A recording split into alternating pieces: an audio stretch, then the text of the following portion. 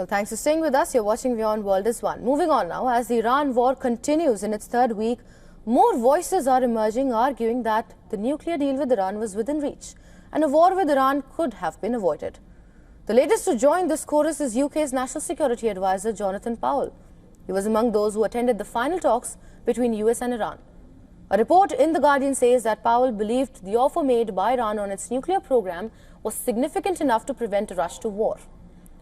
According to the report, the British NSA felt that progress had been made in Geneva in late February during talks between US and Iranian officials mediated by Oman. The report also mentions that Powell even felt that the deal proposed by Iran was surprising. 2 days after the talks ended, Iran and US agreed to hold the next round of talks in Vienna on March 2nd.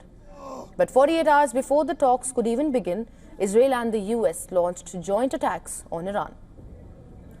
The revelation adds to the growing body of evidence that negotiators were close to clinching a deal, yet US chose to attack Iran under Israeli influence.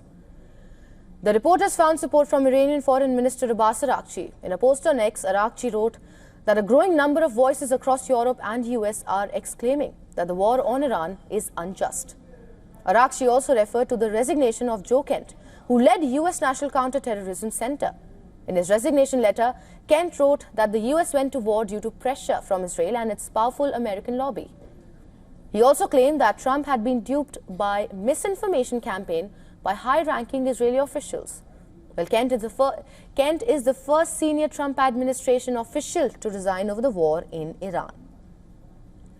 Hours after the joint Israeli-US attack on Iran began, Oman's foreign minister, who was mediating the talks between the two sides, had revealed that significant progress had been made during the talks and a deal was within reach.